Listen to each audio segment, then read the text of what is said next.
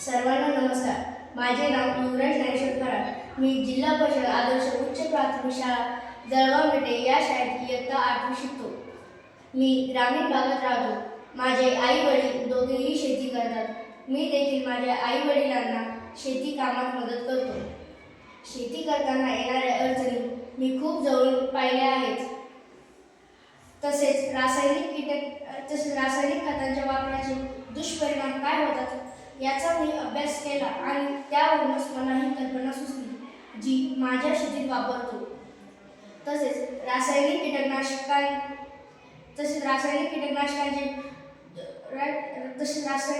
कीटकनाशकांचे पर्यावरण आणि अन्न साखळीवर परिणाम होतो. ही समस्या दूर करण्यासाठी मी दशपर्णी नावाचे सेंद्रिय जंतुनाशक तयार केले आहे. निर्माण करण्याची प्रक्रिया. दशपर्णी या नावावरून आपल्या लक्षात येते की यात 10 घटकांचा समावेश आहे. कडुलिंबाचा पाला, वेश्रम या वनस्पतीचा पाला, पपईची पाने, सीताफळाची पाने, रान एरंडाचा पाला,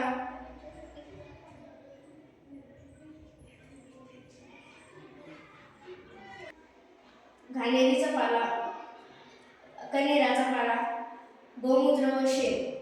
प्रक्रिया. सर्व वनस्पतींचा पाला घेऊन तो एकत्र करणे. एकत्र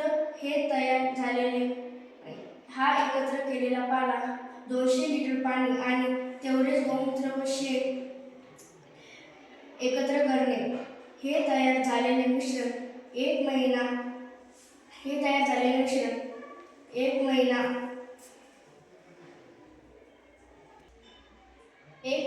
एकत्र करणे आणि त्या टाकीला कपड्याने बांधून झाकून ठेवणे. या कालावधीत दर 3 दिवसांनी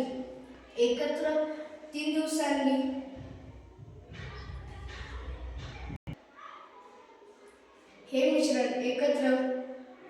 मिश्रण एकत्र एका मोठ्या काठीने मिक्स करणे, जेणेकरून जैविक प्रक्रिया सर्व मिश्रणात सारखीच होईल.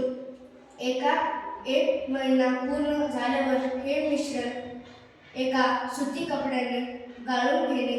अशा पद्धतीने रासायनिक फवारणीला सेंद्रिय फवारणी पर्याय ठरू शकते. फायदा.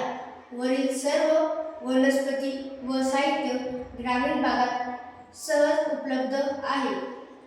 महागडे रासायनिक कीटकनाशकांऐवजी हे वापरून शेतकऱ्यांच्या पैशाची बचत होईल. तसेच पर्यावरण आणि आरोग्य यांनाही फायदा होईल. धन्यवाद.